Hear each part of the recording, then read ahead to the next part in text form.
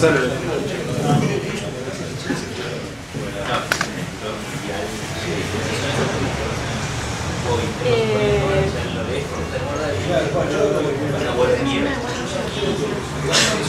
La tenés en tu mochila. Ah, dale, sí, no tengo que ir.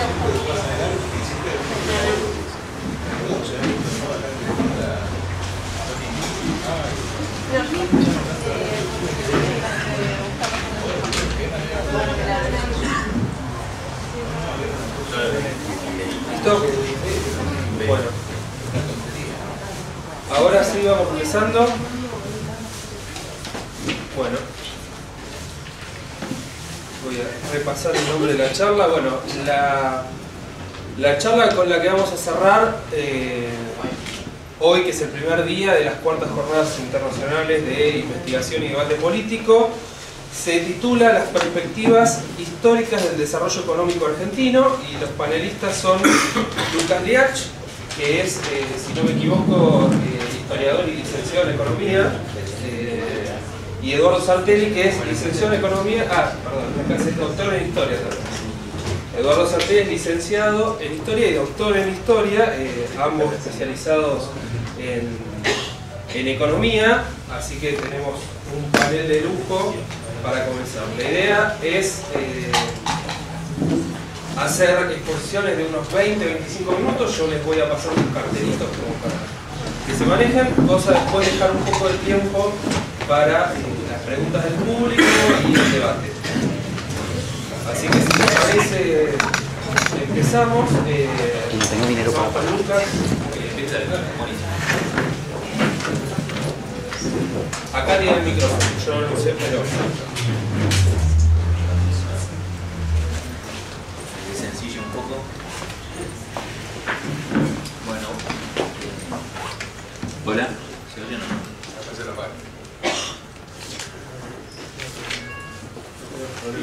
Se había escuchado. Pero por ahí, no sé, ¿cómo la ven?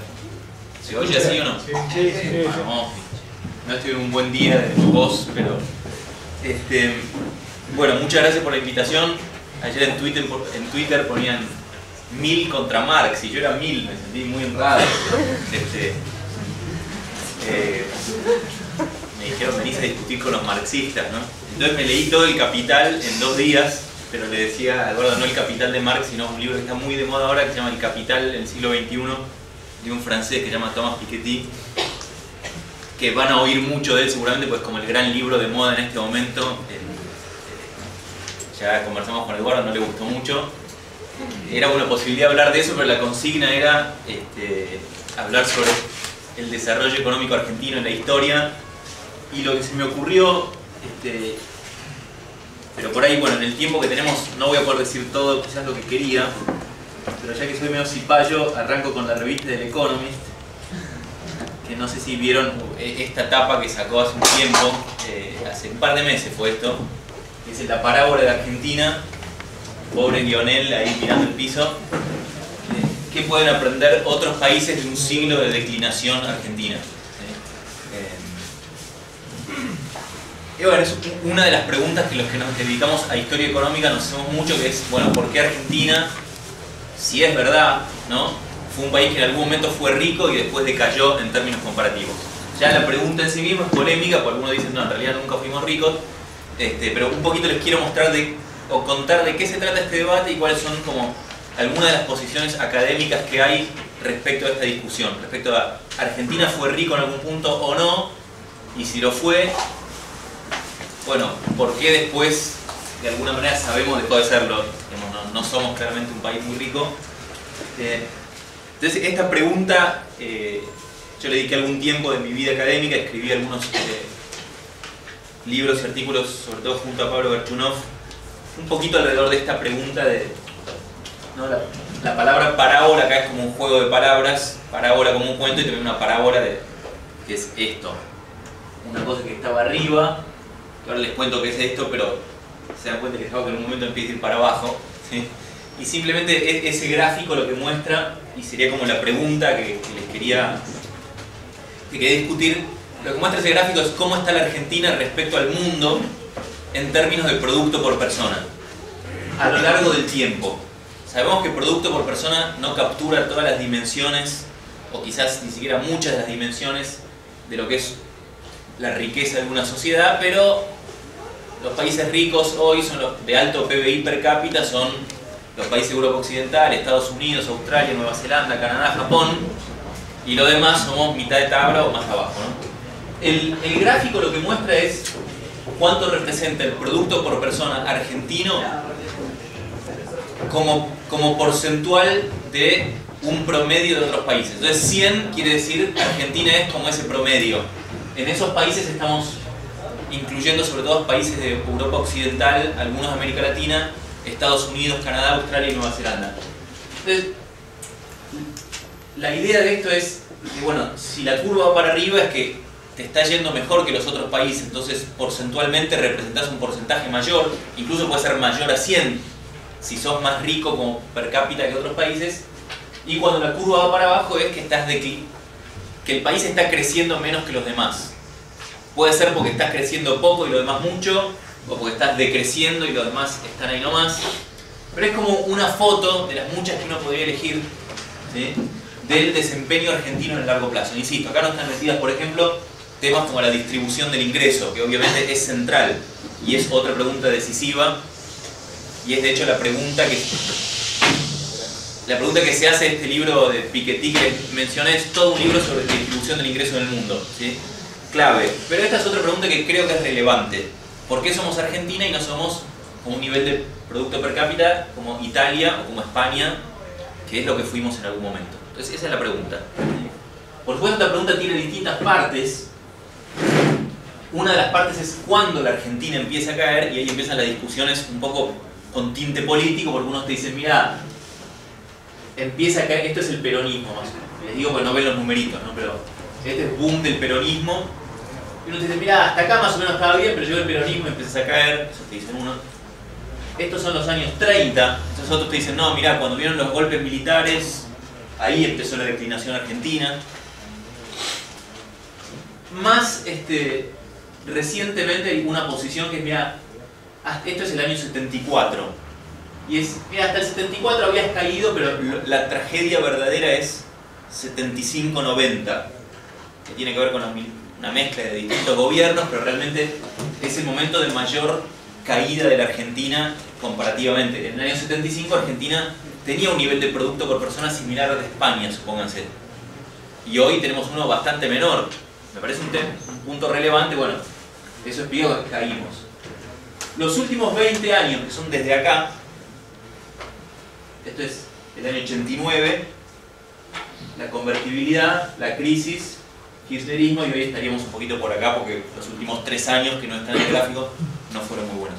Pero bueno, un poco la pregunta que les quería, por supuesto es irrespondible en 20 minutos, mucho menos en 20 minutos, y en general es muy debatida, pero contarles cuáles son como algunas de las visiones que hay, y por supuesto no va a ser exhaustivo esto, de por qué la Argentina. Piensen que es una pregunta específica de nuestro país. Uno no puede dar una explicación mundial que explique esto, porque esto no es cierto en Brasil, porque Brasil todo este periodo le fue mejor que Argentina. Esto no es cierto en Chile, porque a Chile le fue mal acá, pero después acá le fue mejor. Hay muy pocos países con esta historia. En realidad Argentina es el único país, no es una salvedad, pero si uno dice, bueno, países que hayan estado tan cerquita de los ricos y que hoy sean 40% de los países ricos, siempre en términos de producto por persona, es Argentina, Uruguay, que lo fue también en la misma época, 1800 y pico, fines del siglo XIX, y después países petroleros. No hay otros casos de países que hayan estado tan cerca de los ricos en producto per cápita y hoy estén tan lejos. Entonces hay como una pregunta, y la tapa del Economist tiene algún sentido. Les cuento por arriba porque es muy poco el tiempo, pero de nuevo, esto no es exhaustivo, pero algunas de las visiones, ¿sí?, sobre este tema. Voy a hablarles de cuatro visiones. Seguramente la cuarta no lleguemos, aparte es la mía, así que es la menos importante, pero las otras son más frecuentes. Una de las respuestas es, en realidad esto es lo raro. Lo raro es haber estado tan ricos acá y que en el fondo hay algo artificial ahí. Esto es lo artificial y esto es lo real. por qué artificial? Digo, si está medido el producto por persona. Piensen que en esta época, si bien entonces 1910, obviamente uno tiende a decir 1910, grandes desigualdades del ingreso, salarios bajos, todo eso es cierto si uno compara con lo que viene después, pero no es cierto si uno lo compara con otros países en el mismo momento. Comparativamente la Argentina del centenario, comparativamente a otros países del mismo momento, es un país, por ejemplo, de salarios relativamente altos. No es por casualidad que la ciudad de Buenos Aires, en el año 1914, tenían la mitad de su población nacida en el extranjero y otro 30% hijos de extranjeros. Si venían, algo con los salarios estaba pasando y no algo tan malo. Pero entonces, ¿por qué esto era, la visión de que esto era algo artificial o temporario? Básicamente es la idea de que la Argentina, el crecimiento que tiene, que es muy fuerte, sobre todo es muy fuerte desde los 80s, 1880s, hasta el centenario, después en los 20 es un poco más lento, y hay algo muy de una vez, que es como si un país descubriera petróleo. Un país descubre petróleo, lo vende, uy, qué lindo PBI, después se te acaba, terminó. Y Argentina, ¿qué descubrió? Bueno, la idea es que tenía una pampa poco fértil. Esa pampa, ¿por qué era poco fértil? ¿Por qué no se usaba para agricultura? Porque eran, sobre todo porque había costos de transporte muy altos. Entonces, lo que había era vaquitas ahí circulando por la pampa y eso se hacía, una cosa ganadera, pero el gran boom, que es un boom agrícola, tiene que ver con la aparición del ferrocarril, que reduce los costos de transporte de manera bestial y eso hace que se dé ese boom agrícola. Pero entonces, ¿por qué eso estaba destinado a morir? ¿Por qué era algo forzosamente temporario? Unos dicen, siempre dentro de esta visión de que lo raro es lo rico que éramos en el 14. Unos dicen simplemente se acabó la tierra, o sea, llegaste a la frontera agrícola y por lo tanto el crecimiento se agotó, que es una visión de, por ejemplo, Guido Di Tella y Manuel Zimmermann hace mucho tiempo. Y por lo tanto, cuando llegaste a la frontera tenías que pasar a otro tipo de crecimiento industrial o más intensivo en máquinas dentro del campo, más intensivo en capital. Una segunda visión dice que el motivo por el cual esto se agotó es que Argentina era muy dependiente de capitales extranjeros y eso estaba disponible en el mundo en la época de lo que se llama ahora la primera globalización, que sigue hasta la Primera Guerra Mundial. Mucho capital en el mundo venía a la Argentina, ferrocarriles ingleses. Cuando se cortan los años 20, chau, se te acabó la inversión y por tanto el país empieza a crecer menos. Tercera teoría de por qué esto era algo que se iba a agotar sí o sí, la educación. ¿Sí? Si uno mira, estos son datos de asistencia escolar en distintas regiones del mundo. Esto es Argentina. Por cada 1000 niños, ¿cuántos van a la escuela? 1870, 1930. Está en inglés, aparte con nombres medio raros, pero básicamente esto es Estados Unidos, Canadá y Australia. Esto es Europa del Norte, bueno, Escandinavia, otras partes. Argentina, efectivamente hay una revolución educativa en la Argentina, por lo menos cuantitativamente, y digamos, lo que cambia el panorama entre los 80s y, no sé, los años 30 es mucho con la ley de educación universal, con las famosas escuelas Laines, que eran escuelas que ponía el Estado Nacional en las provincias. Es más, ahí sube mucho más el alfabetismo en provincias como Jujuy que en Buenos Aires. Hay una convergencia educativa entre provincias, esto es bastante llamativo. Y Argentina progresa mucho en la educación. Sin embargo, el argumento es 1930, va a venir la crisis mundial, va a derribar todo este esquema agroexportador. Eras medio rico en PBI per cápita, pero en educación todavía estabas a una cierta distancia de esos países con los que te querías comparar. Entonces, cuando te viene el crash y se acaba el modelo agroexportador, no tenés, digamos, una fuerza de trabajo suficientemente educada como para irte hacia otros sectores que requieren lo que los economistas llamamos más capital humano.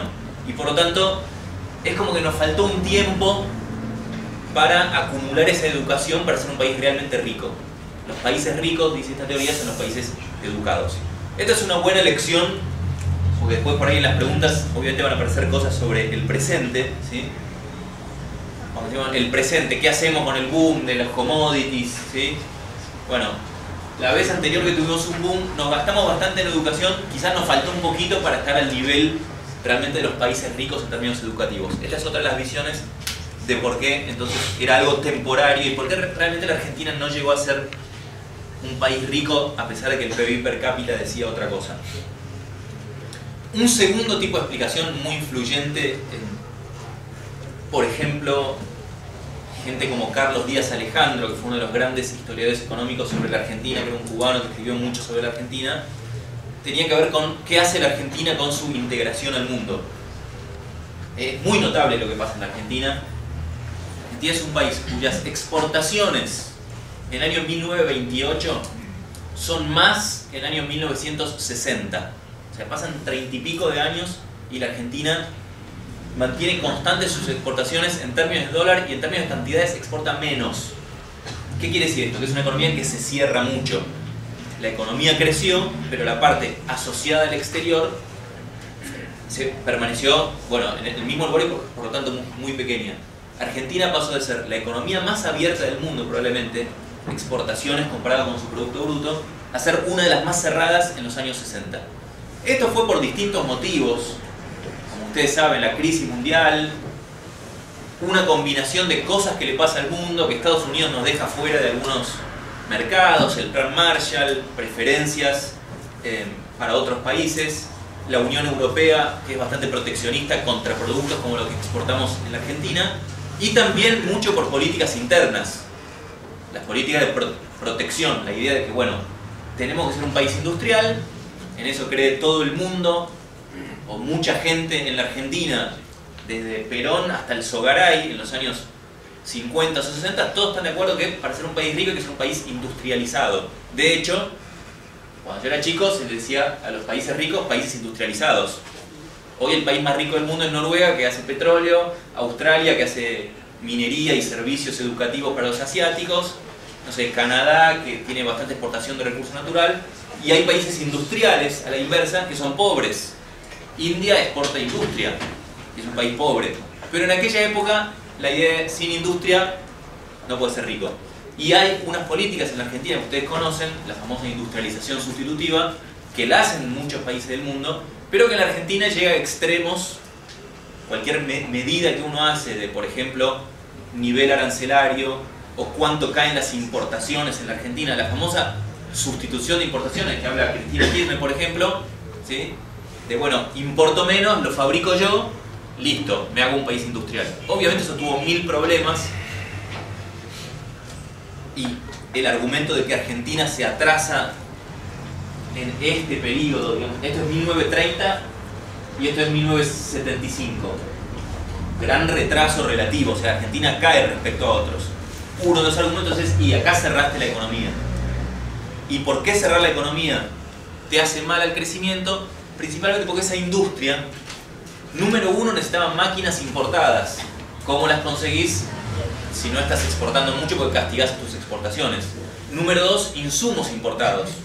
Número tres, si vos cerrás completamente tu economía, cada una de esas fábricas va a abastecer a un mercado muy chiquitito. Y encima querés tener 10 fábricas de autos. Para un mercado chiquito, cada fábrica va a ser mala, no va a tener escala suficiente. Entonces la idea es, quizás está bien ser una economía cerrada para un Estados Unidos o un Brasil. Para una Argentina es más difícil por la escala que tenés para tu producción. Entonces, una idea muy influyente fue esta de que el problema de la integración al mundo fue bastante importante. Un problema grave con esa explicación, con este cuadro los termino de confundir, pero acá muestro dos líneas, una de las cuales les mostré recién, que es la roja, que es esto de cómo le fue a Argentina respecto al mundo. Baja es Argentina cae. Y la línea azul muestra qué tan importante es el comercio exterior en la Argentina. Cuando baja es que se cierra la economía, que Argentina se vuelve proteccionista o que exporta menos. Díaz Alejandro, esta persona, escribió acá en 1970 más o menos, miraba para atrás y decía lo siguiente: mirá, cuando vemos economía abierta estábamos alto, cuando se cerró Argentina empezó a caer. La verdad que mirabas para atrás y más o menos daba esa regularidad. El problema es que después ves los siguientes 40 años y la economía argentina se abre a partir del proceso después el menemismo, y bueno, no sé cuánto eso cambió con el kirchnerismo, y sigue la declinación argentina. Por lo tanto es, por lo menos, una explicación insuficiente esta del comercio. Algo más tenés que... Digo, esto no lo podés explicar con el problema, no hay problema, con el problema de la desintegración al mundo. Tercera teoría, y dejamos en todo caso después, si quieren les digo qué creo yo. Tercera teoría muy influyente, otro de los grandes libros, cuando digo grandes digo por lo menos muy debatidos libros de historia económica de los últimos años, es uno de dos, un economista y un politólogo que se llaman Acemoglu y Robinson, que se llama La pobreza, ¿por qué fracasan las naciones? Y su argumento, que lo escuchamos muchas veces en la Argentina, es lo que los economistas llaman instituciones, reglas de juego. Muy simple la teoría. Si las reglas de juego son tales que los capitalistas pueden invertir y tener los frutos de ese capital, va a haber inversión y la economía va a crecer. Y si no, no. Fin de la historia, fin de la teoría. Y ellos explican con eso desde la revolución neolítica en el menos 10.000 hasta qué le pasó a Venecia, hasta Argentina, todo entra dentro de esa teoría. Aplicado a Argentina, tiene cierto atractivo, porque uno ve claramente que es un país que no le ha ido bien, y la verdad que es un país donde las reglas de juego económicas, digamos, si hay un país que ha roto reglas todo el tiempo, reglas quiero decir contratos, ¿sí? Y básicamente la percepción de que vos, la decisión que tomas hoy en base a una esperanza, una expectativa futura de ingreso, bueno, podés confiar en eso. Argentina hizo varios defaults, confiscación de depósitos, devaluaciones. Somos el país con inflación más alta del siglo XX. Así, bueno, quizás algo hay en esa explicación.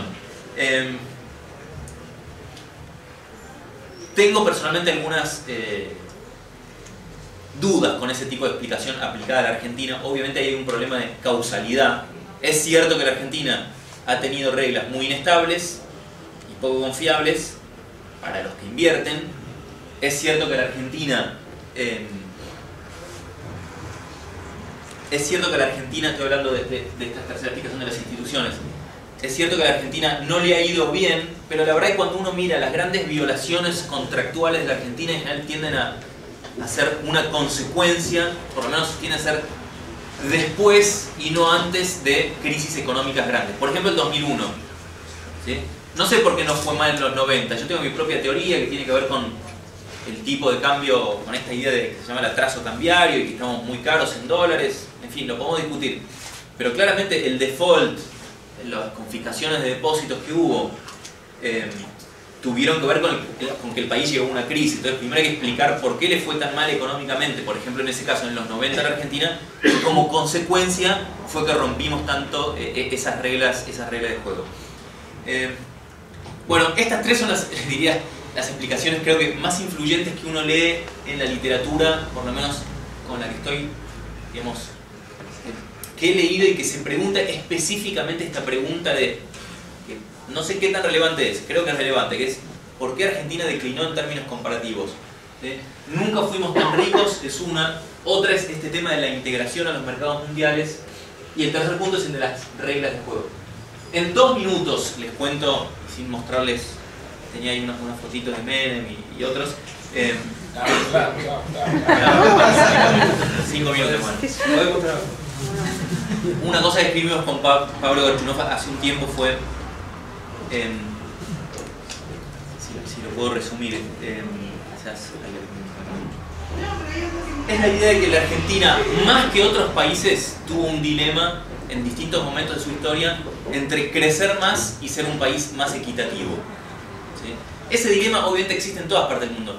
Si hoy pones un impuesto del 100% al capital, es decir, expropias todo y lo distribuís, obviamente gran equidad, pero después al día siguiente ¿quién invierte? Es un poquito difícil, habría que buscar otro sistema, no ha funcionado mucho, pero digamos, hay un dilema. El argumento acá es que el dilema en la Argentina ha sido un poco más fuerte, ¿sí? Por 2 vías diferentes. Una fue la del proteccionismo / peronismo. ¿Por qué el peronismo fue tan proteccionista y cerró tanto la economía? En parte por una cuestión de querer subir los salarios. Cerrás la economía, esas industrias que empiezan a crecer demandan más mano de obra, por lo tanto los salarios suben, tenés sindicatos fuertes, y encima la Argentina tiene una particularidad que ¿qué exportaba la Argentina en 1940? Trigo, maíz, carne, es decir, comida que forma una parte clave de la canasta de consumo. Entonces, si castigás a, como decía Evita, los oligarcas, ¿no? La oligarquía terrateniente con precios bajos para esas cosas, bueno, carne barata, fideos baratos para el pueblo. Entonces, la idea es, y eso no es frecuente en no todos los países exportan alimentos. Entonces, hubo un incentivo político fuerte en la Argentina, que lo encarnó en gran parte el peronismo, a hacer una política muy antiexportadora y muy pro-industria, a extremos que creemos no favorecieron finalmente el crecimiento económico por los problemas que les dije de la industrialización sustitutiva. Pero en la raíz de eso está un dilema entre equidad y crecimiento.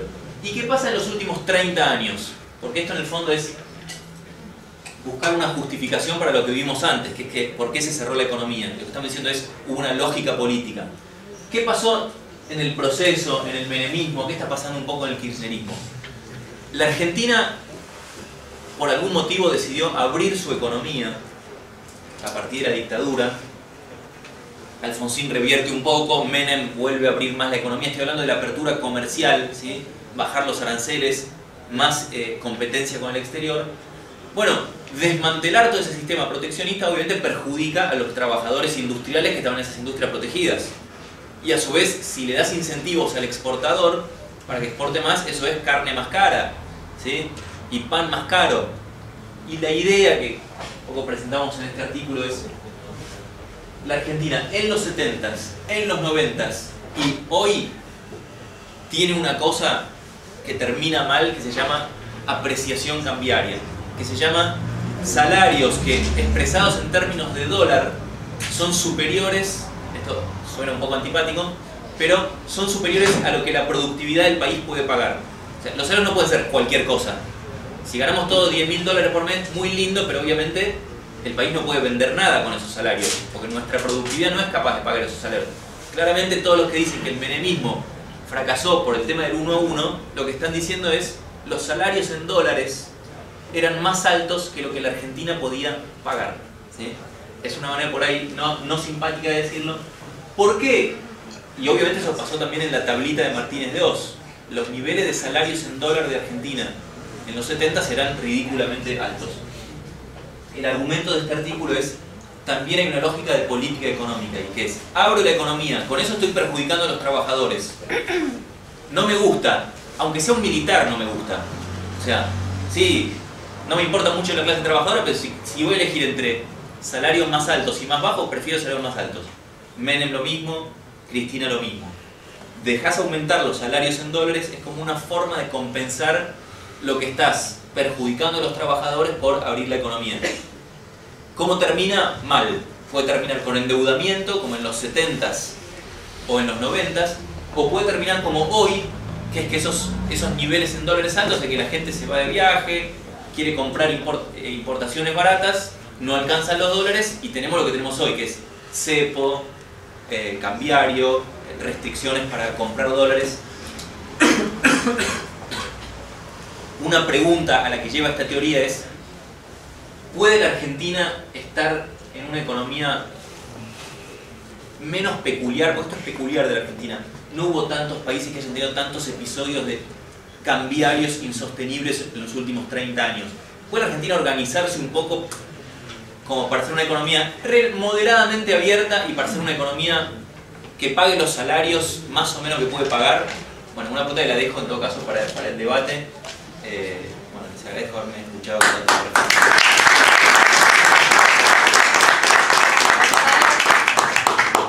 Bueno, Eduardo.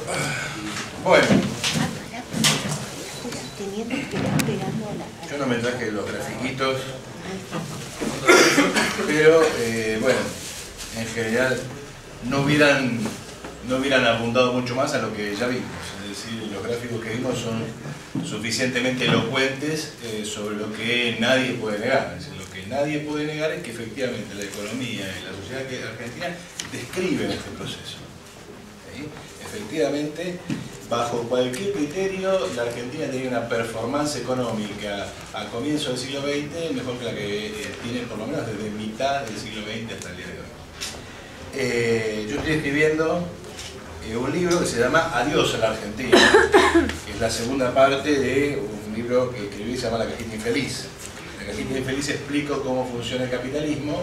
En Adiós a la Argentina explico por qué la Argentina, trato de explicar, por qué la Argentina está desapareciendo delante de nuestros ojos. Hay muchos indicadores de por qué está desapareciendo. Algunos los vimos acá, es decir, si uno viera el peso internacional de la economía argentina hace 70 años y lo ve hoy, ningún gráfico mejor que el que mostró Lucas del PBI per cápita indica mejor en qué medida estamos desapareciendo. Hay muchos otros indicadores. Los indicadores sociales, si los mida como se los mida, mostraban a la población argentina mucho mejor hace 70 años que hoy. Es una decadencia particular, es una decadencia casi secular, pero que tiene la particularidad de no ser nunca tan dramática como para que se asuma de golpe el problema, y al mismo tiempo ser tan persistente como para que el problema se agrave cada vez más. Yo siempre doy el mismo ejemplo. En los 70 los militares decían, bueno, se acabó el caos, los argentinos ahora somos derechos humanos y este país va a avanzar porque no le queda otra. Todo iba maravillosamente bien, uno iba a Miami y se traía de a dos cosas, no importa para qué sirvieran, de ahí todo el chiste del DM2. Vean la película Plata Dulce, donde viajaban a Miami, traían cosas, en una escena fantástica, donde se arman los paquetes. ¿Y esto qué? Pregunto. O sea, los personajes no saben ni qué habían comprado. Bueno, todo eso llegó hasta la crisis de la deuda, 81-82, y se desplomó todo. Llegó Alfonsín, con la democracia se come, se educa, el problema son las instituciones. Una vez que eliminemos el corporativismo dominante de la sociedad argentina y ordenemos las instituciones políticas y sociales, se va a acabar esta decadencia argentina. Bueno, todo muy lindo, plan austral, moneditas nuevas y cosas por el estilo, nueva capital, hacia el frío, hacia el sur, decía Alfonsín, hasta el 89. En el 89, hiperinflación, saqueos, siempre cuento las mismas anécdotas, son muy graciosas si no fueran trágicas. Hipódromo en la ciudad de Rosario, carrera de caballos, uno de los caballos se desploma en el medio de la pista. Van a buscar un tractor para llevarse el caballo y al lado hay una villa. Los habitantes de la villa rompen el alambrado, entran y destazan el caballo, hasta con pedazos de vidrio, de modo tal que cuando llegaron a buscar no había nada que trasladar. En esa misma semana, creo que la revista Hola o Gente, no recuerdo, Gente creo que era, había hecho una producción sobre la pobreza en Rosario, donde mostraba familias que vivían de comer gatos. Por eso durante ese mes la selección argentina va a jugar a Chile y los chilenos le gritan desde la tribuna "come gatos, come gatos". Es casi para una película italiana, ¿no? Yo soy hincha central, así que me gritan todos los domingos. Claro, es casi para una película de Sordi, ¿no? Es una cosa, si no fuera trágico, sería feo, sucios y malos, ¿no? Efectivamente, viene Menem, estamos en el primer mundo, vamos a poner un cohete en La Rioja, va a subir a la estratosfera, va a quedarse parado ahí, el mundo va a dar vuelta y nosotros vamos a bajar en Japón, ¿no? Fantástico, uno a uno con un dólar, tenía un peso, o sea, uno era un obrero norteamericano. Andaba por el mundo como si quisiera, hasta el 2001. En 2001 se acabó la convertibilidad, se acabó todo, ya no hace falta explicarle a nadie lo que fue el 2001, es la desintegración completa. Un país que tiene más de 10 monedas, y en realidad tiene una sola, el dólar. Después tiene las llamadas cuasimonedas, que era la forma en que había para darle algún papel a alguien en alguna provincia, como para que fingiera que cobraba un sueldo. Tenían nombres hasta graciosos. Yo siempre digo, si me vas a cagar, perdóname la expresión, por lo menos no me cargues, ¿no? Porque en Chaco te pagaban con una moneda que se llamaba quebracho, que lo primero que uno se da cuenta era que no resistía nada, porque uno iba a comprar con 100 quebrachos y compraba lo que valían 50 pesos. Peor era el bono federal de Entre Ríos, el BOFE, te pagaban en BOFE. En la provincia de Buenos Aires volvíamos a Patoluzú, o sea, te pagaban con patacones. Encima te pagaban con patacones de diferentes series. Yo era docente de la Provincia de Buenos Aires, llegué a cobrar, a tener 5 cajas de ahorro, porque una caja de ahorro para el sueldo en peso y una para cada patacón, serie A, serie B, serie C, fantástico. Un país donde los burgueses se van, dejan la fábrica, donde los bancos se tapian para que no entre nadie a sacar plata ni a poner plata, para que no entre, y donde no hay moneda, evidentemente es un país en bancarrota completa. Llega Cristina y nos dice que estamos en el nuevo modelo productivo. Lo que esto demuestra es la enorme imaginación de la clase política argentina. Cómo es capaz de renovar ilusiones sistemáticamente. Ahora estamos en el modelo productivo, ahora tenemos una industria, esto no puede fracasar, estamos en otra etapa. No hace falta que les digan lo que está pasando. Hay un experimento que se hace siempre en biología y que tiene que ver con el problema del acostumbramiento.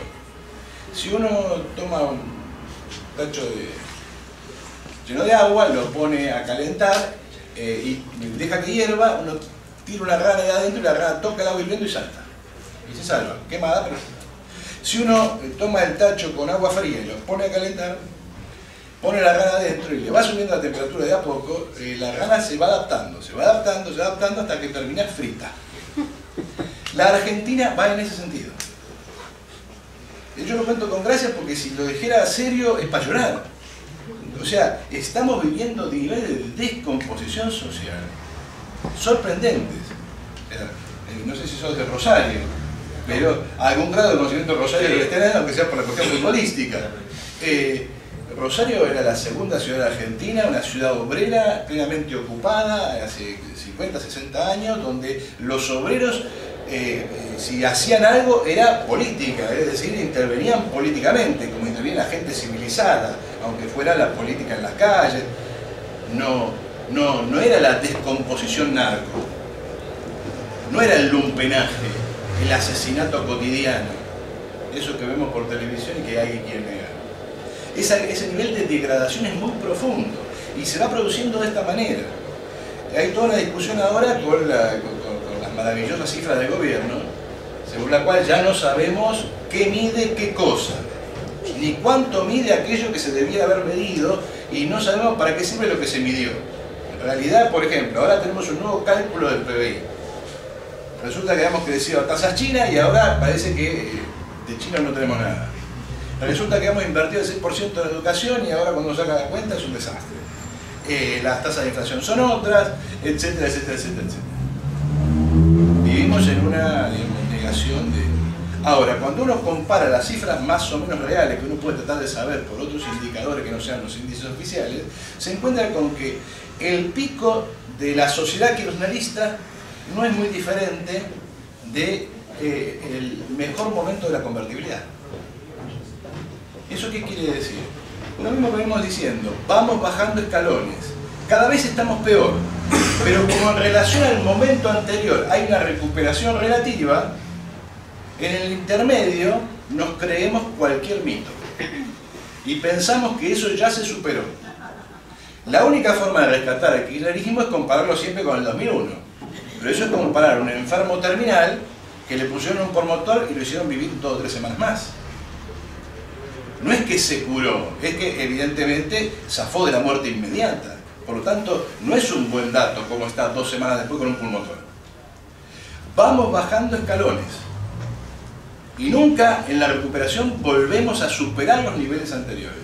Esa curva del PBI per cápita lo diagrama muy bien. El PBI per cápita, como todo indicador, permite saber algunas cosas, no otras. Todos los indicadores indican algo. Hasta los indicadores truchos del gobierno indican algo, indican su evolución política. Ahora son menos truchos porque han tenido que salir a negociar, antes eran más truchos, todos los indicadores indican. Pero todos los indicadores indican en general lo mismo: la Argentina va hacia su desaparición.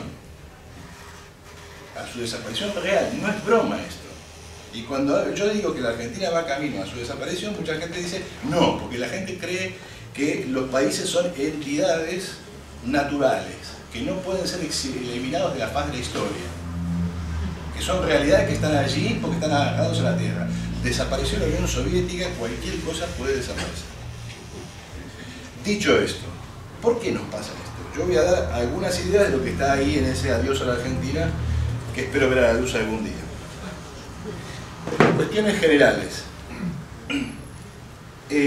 La sociedad capitalista es una sociedad donde domina la competencia. Mejor, peor, más directa, más indirecta, tarde o temprano siempre se impone la productividad del trabajo. Los países más avanzados son los que tienen la productividad del trabajo más elevada. Después, podemos hacer trampa hoy, trampa mañana, pero finalmente los países más avanzados son los que tienen la productividad del trabajo más avanzada. La prueba está que los que están en los primeros lugares del mundo han sido más o menos los mismos en los últimos 150 años. En el mejor de los casos se ha arrimado alguno nuevo, o incluso se han cambiado las posiciones relativas. Si no está Inglaterra, está Estados Unidos, se arrimó China, pero son 4 o 5. ¿Por qué? Porque si yo tengo la productividad relativa más avanzada, crezco más rápido y por lo tanto siempre tengo distancia. Además, acelero la distancia con el resto. De manera tal que es un problema serio entrar al mercado mundial como país atrasado. Es decir, llego y tengo que recuperar muchísimo terreno.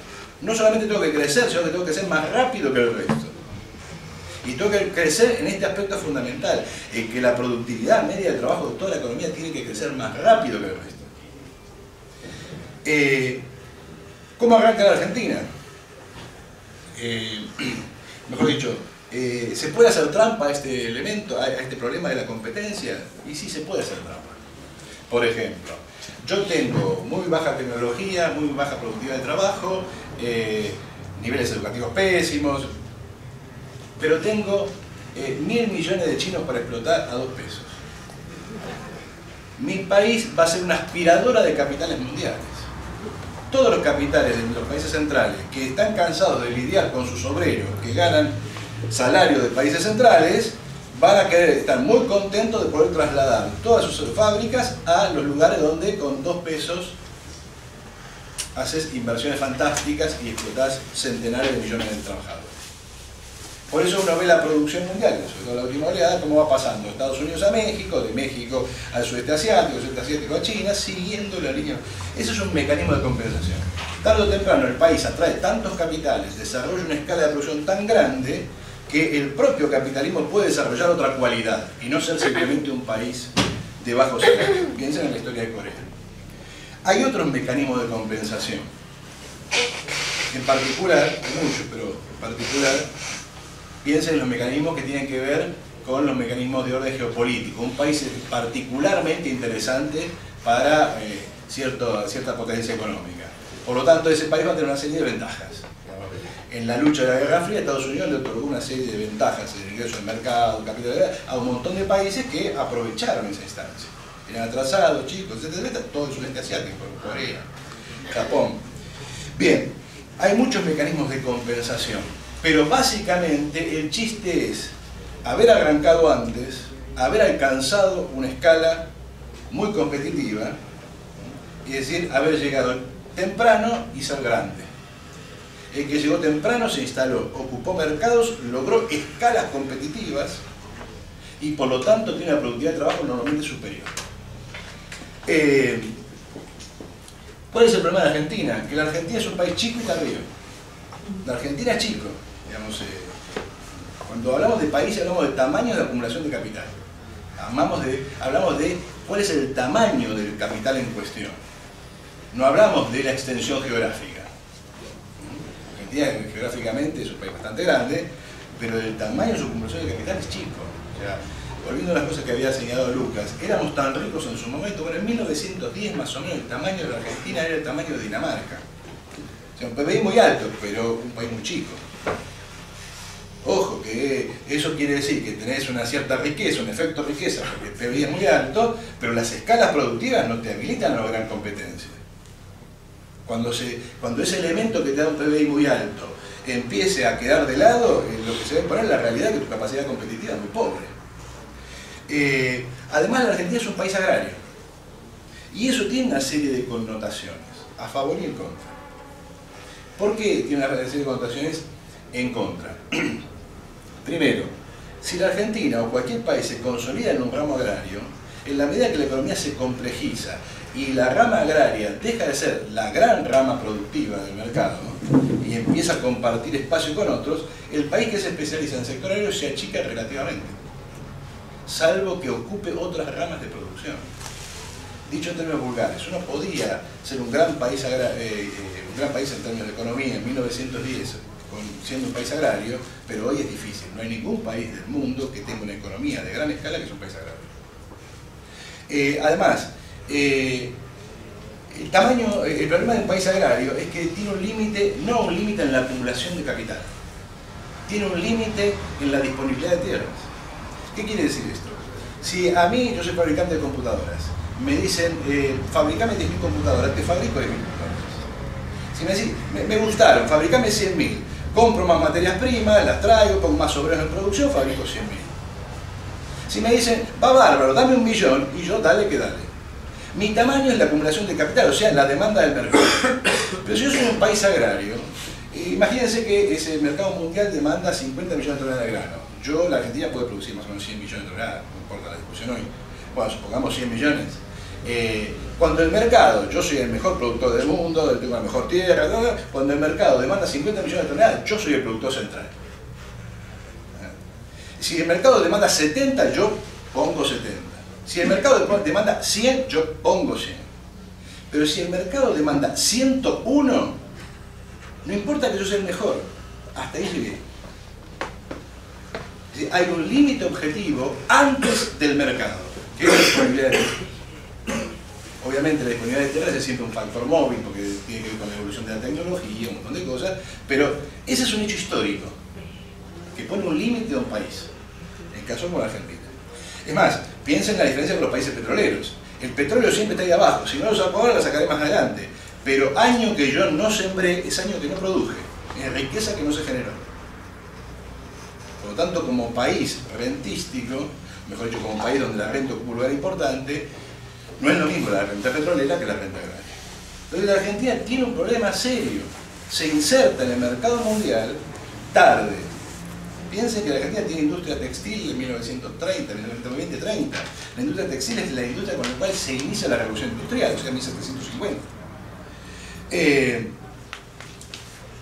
Es chico, piensen en el ejemplo que vimos de Dinamarca, y es un país que tiene un límite antes del mercado mismo, en su propia disponibilidad de tierra. Esta es la parte mala. La parte buena: la Argentina tiene las mejores tierras del mundo, por una serie de ecuaciones. Básicamente, no tanto por la fertilidad, esto yo lo estudié bastante bien para principios del siglo XX, sino por la distancia al mercado. Por ejemplo, Canadá produce en las provincias centrales. La producción canadiense está más cerca de Europa por mar, pero tiene que hacer 1000 kilómetros dentro de tierra por ferrocarril, y además tenía que esperar en aquella época en silos antes de salir. En la Argentina ustedes arrancaban la planta acá, la trilladora la trillaba, embolsaba, en 5 días estaba en el puerto, y en 6 días estaba arriba del barco, y en 7 días se fue.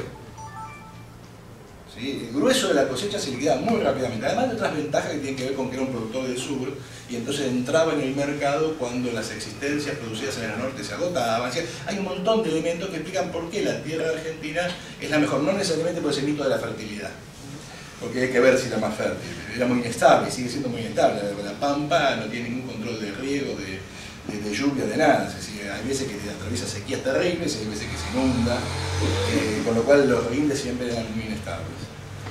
Pero sí esta ventaja que le permitía ser un gran productor, además con una tecnología muy avanzada, muy avanzada. Siempre el agropampeano fue extremadamente capitalista. Esa idea de que el agropampeano está dominado por una oligarquía absentista, terrateniente, que deja crecer las vacas que comen pasto, es una tontería. Eso es tontería kirchnerista. Si hay algo que es dinámico en el capitalismo argentino es la producción agraria, que siempre ha estado a la cabeza de los cambios productivos, a pesar de no ser un país que esté a la cabeza de la producción técnica general. Bien, ¿eso qué significa? Significa que puede aprovechar algo extraño del mercado mundial. Los precios de los productos agrarios no se fijan de la misma manera que los precios industriales. Los precios de los productos agrarios se fijan en función de la tierra peor, es decir, se fijan a partir del costo del peor productor. Por eso, dada una tecnología fija, los precios tienden a subir. Si yo quiero comprar grano, ¿a quién se lo vendo? Al que me lo vende más barato. El que es más barato, por ejemplo, el más fértil, el más cercano. Pero una vez que esas tierras se acabaron y el mercado sigue demandando, hay que comprarle granos a otro, que no es tan bueno como este, por lo tanto los precios van a subir. Y una vez que se agotan las tierras menos fértiles, hay que pasar a otras. ¿Por qué? Porque la tierra buena no puede reproducirse al infinito. En la industria funciona al revés, los precios a largo plazo tienden a caer. En el agro, los precios tienden a subir y con las revoluciones productivas, las revoluciones técnicas, tienden a bajar relativamente. Aumentan la disponibilidad de tierras y los precios vuelven a subir. ¿Qué significa esto? Significa que eso transforma a la Argentina en un parásito mundial. Transforma a la Argentina en un país que estafa al mercado mundial. Y esa estafa al mercado mundial es la Argentina. ¿Vos te parece que vos eras escandaloso? Es una estafa. ¿Por qué? Porque cuando el productor argentino tiene la posibilidad de vender a $100 la tonelada y porque se acabaron las buenas tierras hay que empezar a comprar a productores que venden a 120, el productor argentino no va a vender a 100, va a vender a 120 porque ese es el precio del mercado.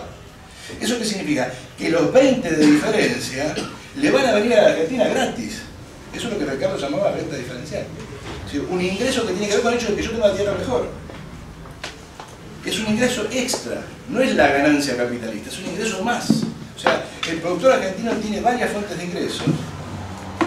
La ganancia capitalista, la renta diferencial y lo que se llama renta absoluta, que no viene en el caso discutido. Lo importante es la renta diferencial. Dicho de otra manera, cuando suben los precios de granos o de productos agropecuarios en el mercado mundial, a la Argentina no solamente le va bien porque como capitalismo agrario es poderoso, sino porque por su ventaja en las tierras le entra una fuente agregada de ingresos, o sea, empiezan a llover dólares. Y ese es el elemento de compensación básica que le ha permitido a la Argentina de salir de un desierto en 1860 y transformarse en un país de desarrollo relativo medio en la década del 30. Es decir, la Argentina cubrió todo su atraso con ese mecanismo de compensación. ¿Por qué eso no sigue funcionando?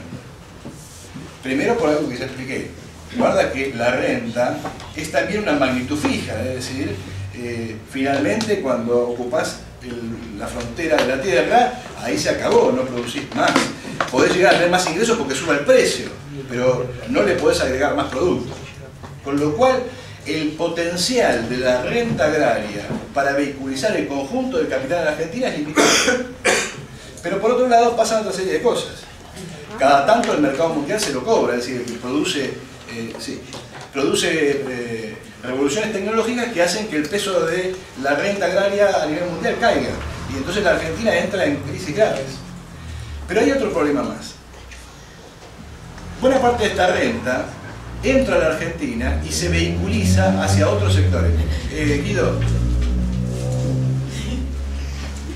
no sé qué estás haciendo. No. ¿Qué quiere decir? Todo el mundo quiere apropiarse de este ingreso. De un ingreso que es un ingreso extra. Si yo le saco toda la renta diferencial, los capitalistas agrarios no van a tener ningún problema en seguir invirtiendo. Porque este es un ingreso extra. Por eso es un ingreso muy disputado por todas las fracciones locales. ¿Qué se hace con este ingreso? Ahora se llaman retenciones, en otro momento el tipo de cambio, en otro momento impuestos especiales. Pero sí, en algún momento estuvo institucionalizado. Y IAPI, ¿qué hacía? Compraba la cosecha, la vendía a otro precio y con la diferencia subsidiaba a otras ramas de la economía. La Argentina ha podido crear un mercado interno con una burguesía industrial, con una clase obrera industrial. Mientras la Argentina tuvo un tamaño no agrario en su economía, industria, comercio, etcétera, etcétera, suficientemente pequeño como para que la exacción sobre la renta no causara mayores problemas, la Argentina creció toda. Creció el campo, creció la industria, creció todo. ¿Sí? Cuando el PBI no agrario tiende a crecer y a superar al PBI agrario, sucede lo que yo llamo la imagen del joven que no se baja. Imagínense un padre joven que lleva a su hijo arriba de los hombros de 2 o 3 años. No le cuesta nada, ¿por qué? Porque el tipo es joven, es fuerte y el nene tiene 2 años. Bien, camina tranquilo, van hablando, pueden llegar a correr incluso. Pero imagínense que pasa el tiempo, el padre envejece, el chico crece pero no se baja. El resultado es que tarde o temprano el hijo aplasta al padre. Bueno, a partir de 1950 empezamos a ver ese fenómeno, donde empieza a haber una contradicción muy fuerte entre el crecimiento agrario y el crecimiento del PBI industrial o del PBI no agrario. Y cada una de estas transferencias de ingresos del sector de un lado a otro, que antes no generaban mayores problemas, ahora generan conflictos de todo tipo, desde golpes de Estado hasta crisis generales. Entonces, desde 1950 la Argentina viene barranca abajo. ¿Por qué viene barranca abajo? Porque el mecanismo que la llevó hasta allí mostró su límite histórico. Ese mecanismo puede renovarse, es decir, renovaciones tecnológicas pueden darle un poco más de aire al campo y por lo tanto una mayor capacidad de sostener, lo que acabamos de ver ahora. ¿Sí? ¿Por qué el kirchnerismo existe? El kirchnerismo existe por la demanda gigantesca de soja en el mercado mundial, pero también por la gigantesca transformación tecnológica que en la Argentina se vive desde fines de los 60, comienzos de los 70, que ha creado eso que la presidenta definió como yuyu, y que en realidad es una maravilla tecnológica, que ha permitido todo un paquete de una eficiencia fantástica. Bueno, de eso han vivido estos últimos 10 años. Pero aún así, lo que estamos viendo es que aún semejante renovación, semejante expansión, no le ha permitido a la Argentina transformarse en algo mejor de lo que era, sino un pequeño espacio de recreación de ilusiones entre dos crisis. La Argentina, durante la década de 50, 60, 70, tuvo problemas con la renta agraria, porque no eran buenos tiempos. Entonces usó otros mecanismos de compensación. Básicamente, la deuda. Si uno ve los precios de granos y la entrada de renta a la Argentina, va a ver que en general hasta la década del 70 viene más bien hacia abajo. Y ve cómo la renta sube, la deuda sube. ¿Por qué? Porque es la forma de compensar. Se compensa vía deuda. Y además ve también otro fenómeno que asciende, que es la inflación. ¿Por qué? Porque la inflación es la forma de bajar los salarios internos. De esa manera el capitalismo argentino se defiende de su atraso relativo.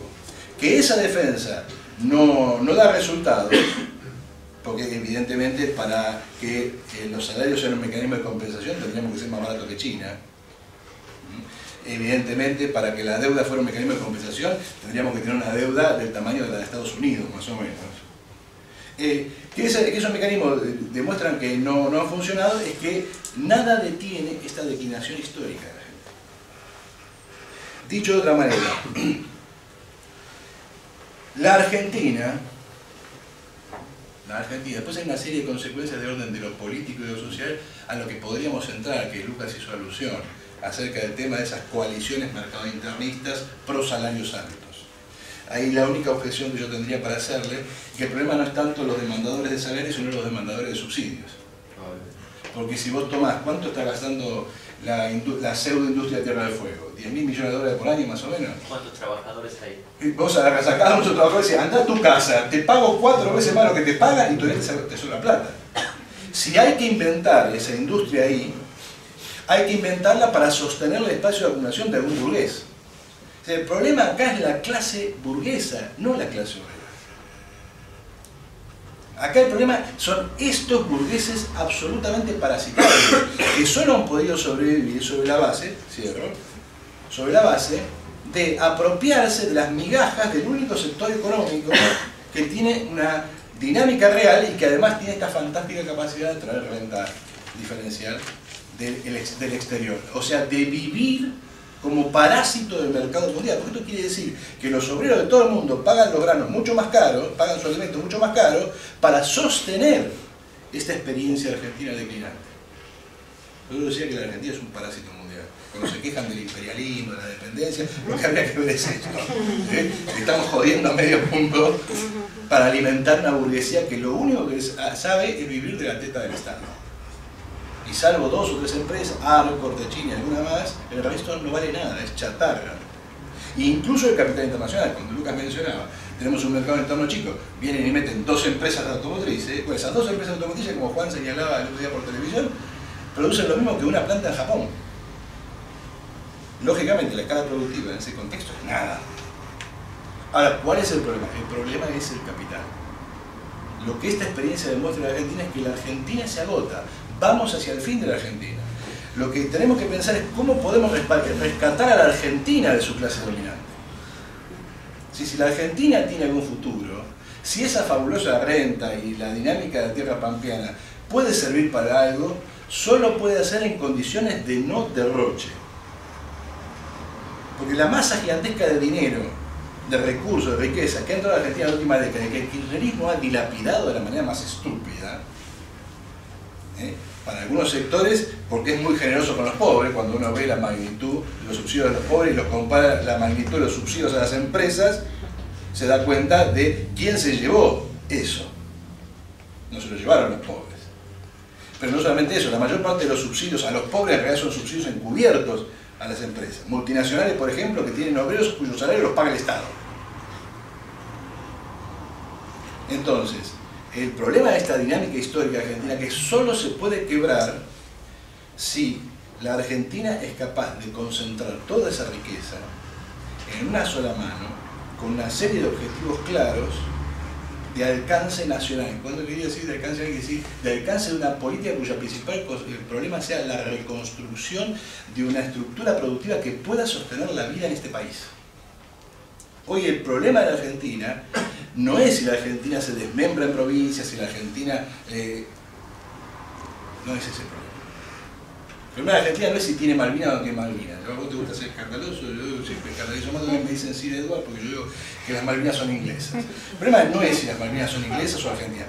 Son inglesas. Pero además, el problema no es ese. El problema es si podemos armar una estructura productiva capaz de sostener la vida en este país. Con 20 o 30 millones de vacas, 20 o 30 millones de toneladas de cereal, vivían bastante bien, como dijo Lucas, mucho mejor que en otros lugares, 6 o 7 millones de personas en 1910. Mucho mejor que en otros lugares, por eso venían, digamos. Si vivían mejor en otro lado, no hubiesen venido acá. 40 millones de vacas, 50 millones de vacas y 100 millones de toneladas de grano no sirven para sostener a 40 millones de personas. Pero la Argentina está en este punto. U otra clase social se hace cargo de la reconstrucción de una estructura que permita el sostenimiento de la vida, dicho de otra manera, socialismo, y socialismo a una escala que lo haga realmente eficiente, o sea, un socialismo continental. La Argentina sin la industria de San Pablo difícilmente tenga futuro, sin el gas boliviano, sin el mercado interno que puede crear a escala latinoamericana, difícilmente tenga salida, porque las estructuras de acumulación hoy tienen una escala fantástica. Si uno quiere armar un país en serio, tiene que alcanzar esa escala. Por eso, la única solución argentina es la misma, entre la reconstrucción de una gran escala productiva, con una eficiencia a la altura de los tiempos, o continuar en esta decadencia sin fin, que es responsabilidad de quienes han gobernado hasta acá. No es responsabilidad de la clase obrera. Los que han gobernado hasta acá, desde 1810 hasta acá, son sus empresarios, es su burguesía. El problema es que hay que rescatar a la Argentina de la clase que la creó. A la Argentina la crearon los burgueses, como todo país capitalista. Hoy día esa clase es un obstáculo para el desarrollo de la vida en este país. Por eso, la revolución socialista no es un acto de fe política, es la principal, la primera y la más importante de todas las medidas económicas. Muchas gracias.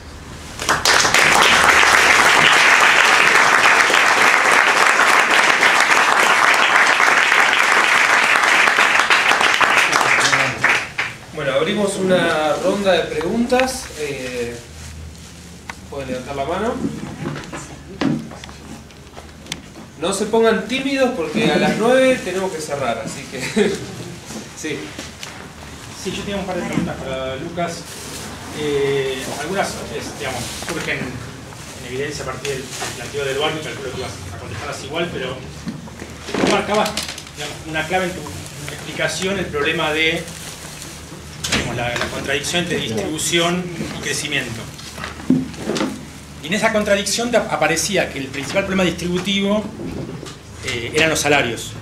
Digo, entiendo que vos también planteás que hay un problema distributivo hacia una industria ineficiente y no solo hacia los salarios. Pero ahí mi pregunta es, digamos, esa alternativa de, digamos, si existe alternativa dentro de los marcos que vos planteás, por la cual una baja salarial, digamos, que no premie la distribución, ¿qué sector puede montarse sobre eso para que no necesite una política distributiva de subsidios. Es decir, la baja salarial que vos proponés... Por ahora lo explico, pero yo propongo una... Bueno, digamos, yo lo que entiendo es que es priorizar una baja que estimule la inversión, estimule una primer baja que luego redunde en una suba.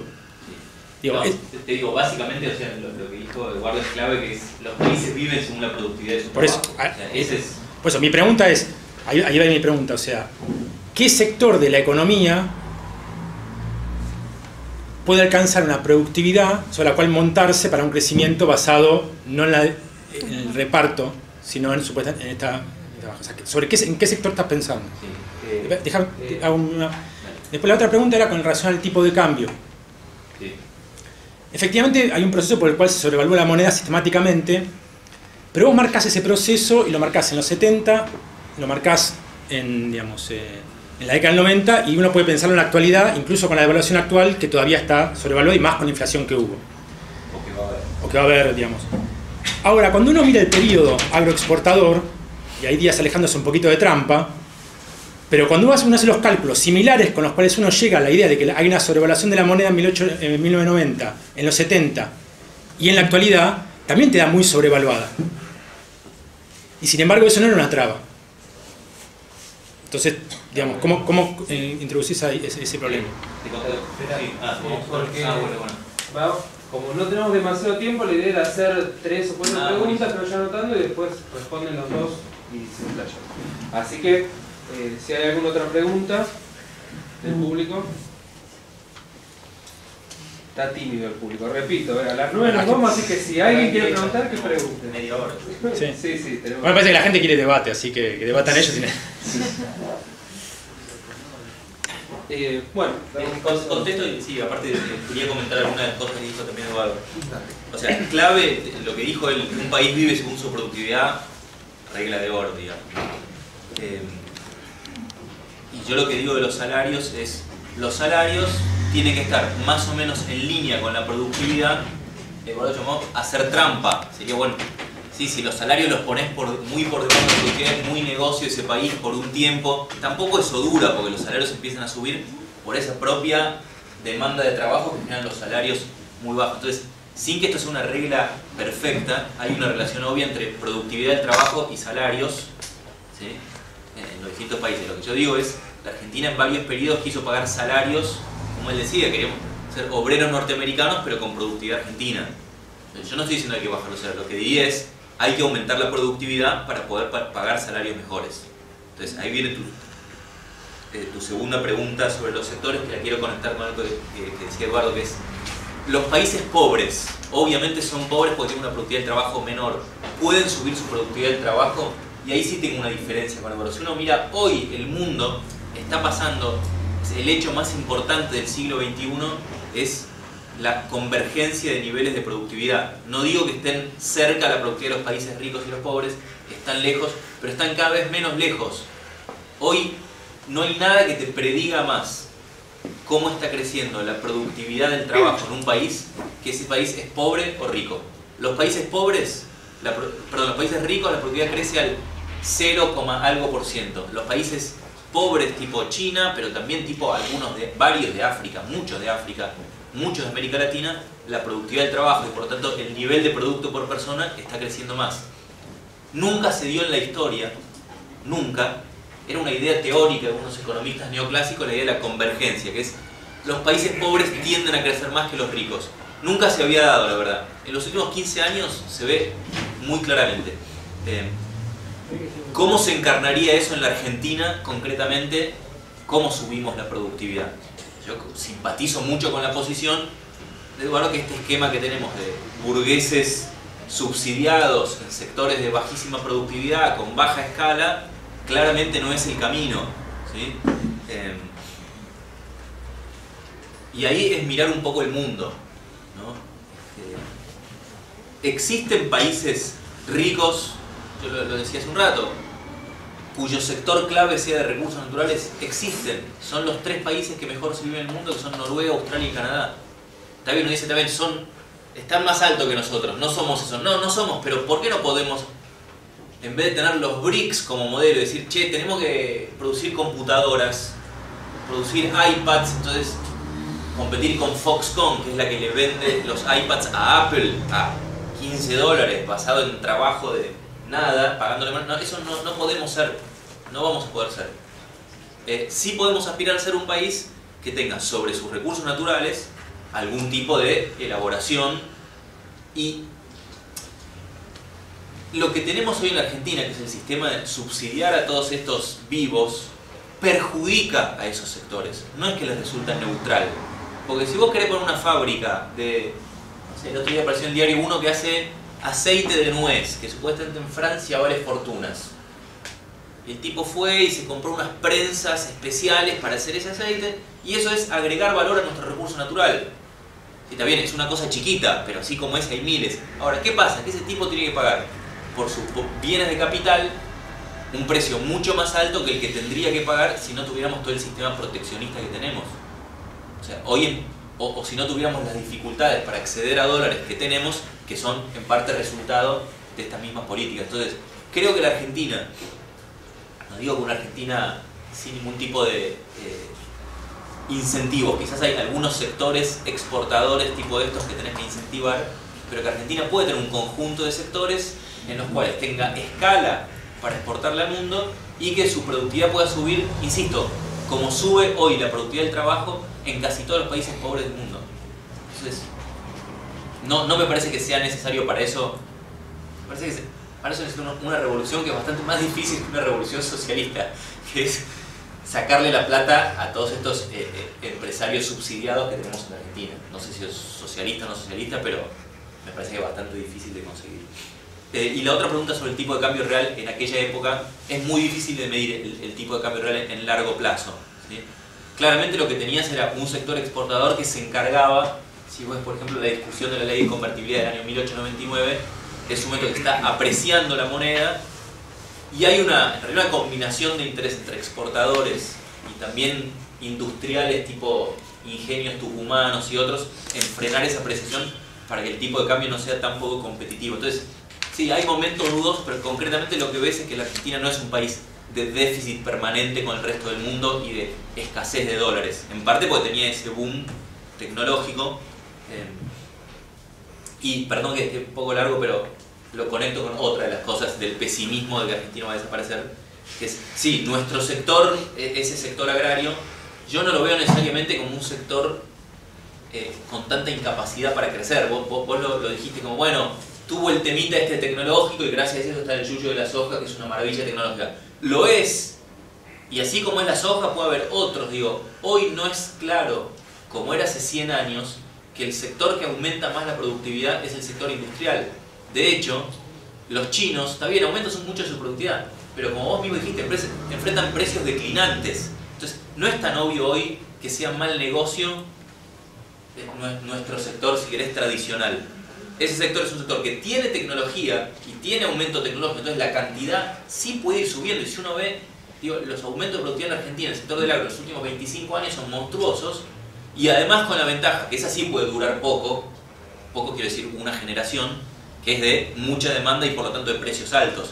Para mí es una, la verdad que esto lo dicen mucho los políticos, pero es una gran oportunidad de Argentina, ese combo, digo, tecnología para producir más cantidades y demanda para vender a un precio alto. El tema es, bueno, aprovechémoslo bien, cosa que claramente no estamos haciendo. Sí. A ver, hay varias cosas. Está el tema de la convergencia de niveles de productividad. Hay un problema sobre el concepto de productividad, o sea, ¿qué llamamos productividad?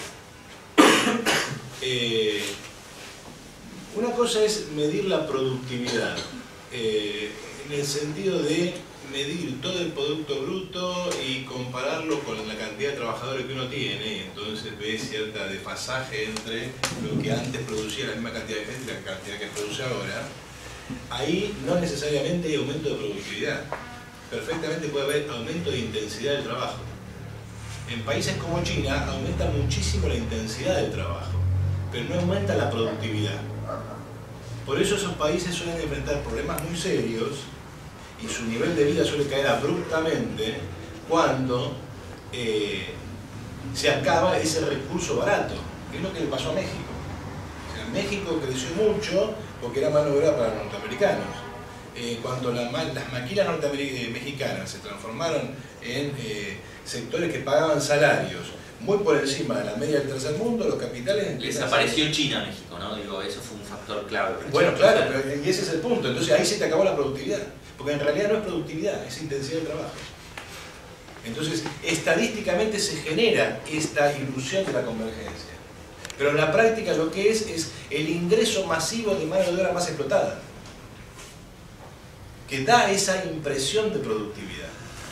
Después, hay muchos de estos países que en realidad viven de renta, es decir, ha sido un par de décadas muy buenas para todo lo que produce renta, agrario, petróleo, minerales. Y eso, digamos, en el mercado mundial, los productos industriales y los productos que producen renta suelen seguir ciclos no del todo acompañados, y cuando uno se desploma, los otros ascienden. Por ejemplo, hemos vivido casi en el mejor de los mundos. En los viejos términos de intercambio de Previs y compañía, la Argentina tiene productos que exporta cada vez más caros y productos que importa más baratos, con lo cual era una oportunidad fantástica. Eso también da la ilusión de mayor productividad. Ahora, si uno ve a lo largo de 150 años, 140 años, los países que están en el primer nivel son más o menos los mismos. Y se han agregado uno o dos. O sea, si uno hacía la lista de las grandes potencias en 1870, algo parecido a Alemania, Inglaterra seguro, Francia, Estados Unidos. Si uno lo hace en 1930, Japón, ¿sí? Estados Unidos, Inglaterra, Alemania, Francia. Si uno lo hace hoy, bueno, agrega China. No, en per cápita no estaría China, pero tenés toda Europa del Sur, también ahora está mal por el desempleo, pero digo, en productos por persona, está todo el sudeste asiático exitoso, Corea... Sí, pero ninguno de ellos... Taiwán... Sí, pero ninguno de ellos... Hay todos casos, de verdad. Ninguno de ellos altera esta norma general. Estamos hablando de un concierto de 100 y pico de países. Después, vos mencionaste 3 casos que son interesantes. Europa Oriental, son países que se han acercado. Pero se acercan sobre la base de la apariencia de la productividad. En realidad, Alemania Federal encontró sus turcos adentro. O sea, ¿cómo era la mano de obra barata alemana? La obra barata alemana era la importación de turcos. Lean Cabeza de Turco, ahí Günter Wallraff muestra los trabajos que hacen los turcos. Es un periodista alemán que se disfraza de turco. Imagínense los rubios de ojos celeste, albino, que se pone lente de contacto negro, se pinta el pelo de negro y se pasa por turco. Y bueno, lógico, hay que limpiar las centrales nucleares en Alemania. Maté turco, total, son inmigrantes. Los rajás se mueren en una montaña de Turquía y no pagan nada. Ahora, ¿con qué reemplazaron eso? Y con los alemanes de Alemania Oriental, que durante 2 décadas vienen ofreciendo mano de obra barata a Alemania. ¿Por qué Alemania crece y los otros no? Pero los niveles salariales de Europa Oriental o de esos países han crecido. Aguantemos. Perdón. Sí, han crecido, pero comparativamente de su historia previa.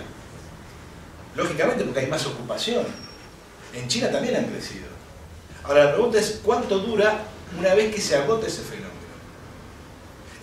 Los salarios de los obreros de las ramas avanzadas de la producción en los países centrales, nunca sus salarios se caen. Continúan ascendiendo relativamente. Porque su fuerza de trabajo es cara, porque responden a una productividad superior. Estos obreros en realidad ocupan los segmentos más bajos, que comparados con la miseria de la que salen, es más alto. ¿De acuerdo? Pero de ninguna manera los va a proyectar al cielo.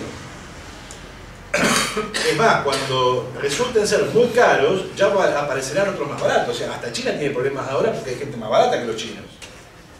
Ahora la estrella es Vietnam, por ejemplo. Ahora, hay 3 ejemplos que dio Lucas que me parece interesante estudiar, porque además siempre se usan en relación a la historia argentina. Normalmente uno dice, ¿por qué la Argentina no es Estados Unidos? Que es más o menos la pregunta. Aquí hay varias trampas. Primero, no tiene por qué serlo.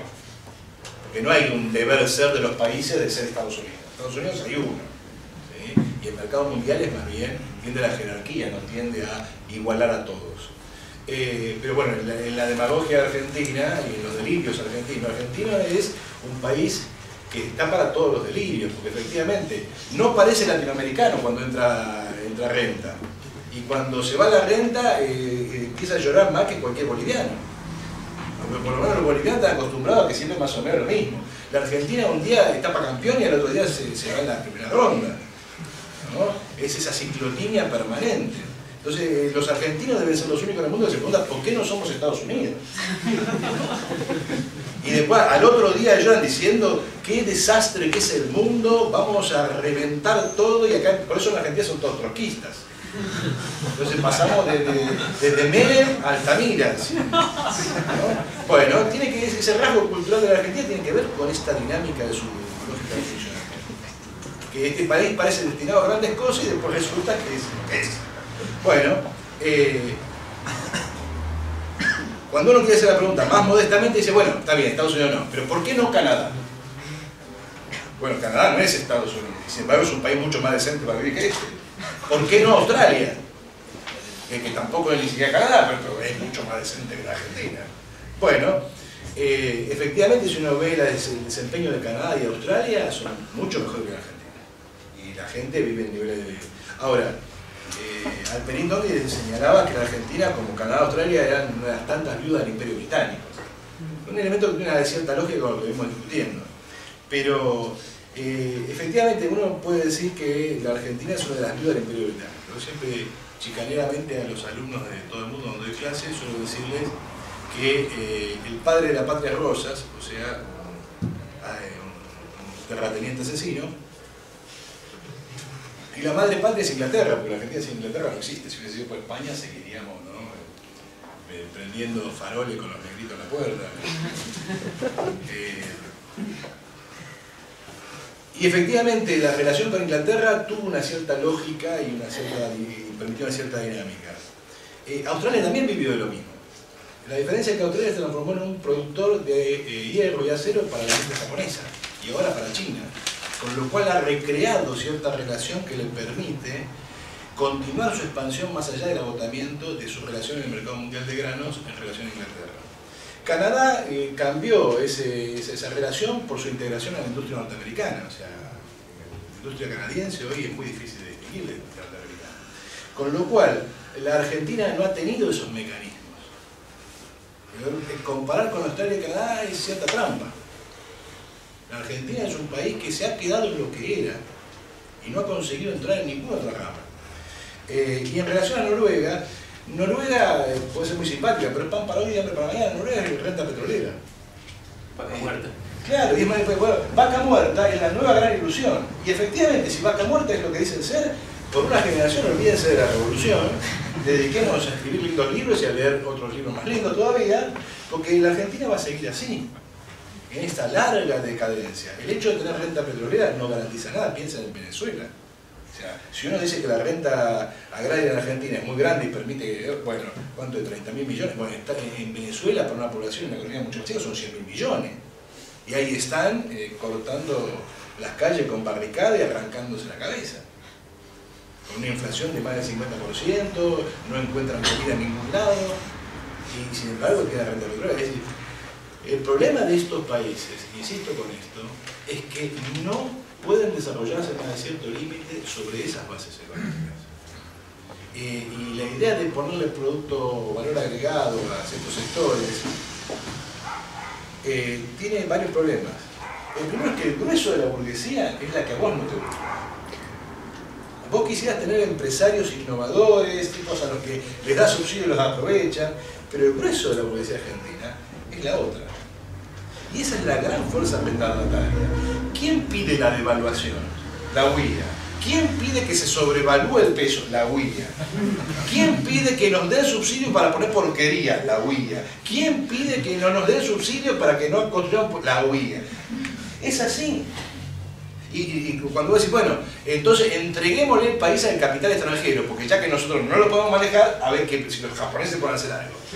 Pero viene a General Motors acá y ¿qué hacen? Lo mismo. Viene a General Motors acá y te pone una fábrica que es una porquería. ¿Pero por qué? Porque está en la lógica de la economía. O sea, General Motors no te va a poner acá la Toyota no te va a poner acá una de las plantas que pone en Japón, porque el mercado interno al que puede aspirar con estos salarios, con estos niveles de ingresos, es decir, al Mercosur, da para esto. Pero me parece que hay límites históricos. que no se pueden eliminar si no se elimina a esa clase social. Que es una clase social que efectivamente no es capaz de producir empresarios o una dinámica económica que saque a la Argentina de esta situación. Si conseguimos vaca muerta, lo único que conseguimos es un nuevo motor. O sea, un nuevo instrumento con el cual vamos a tirar un poco más. Y lo último, si no monopolizo, y que cierre Lucas, que es nuestro invitado. Yo no minimicé la revolución tecnológica de la soja, al contrario. No, para nada, no es un temita, no, al contrario. Precisamente porque se produjo eso, es que todavía la Argentina no desapareció del todo.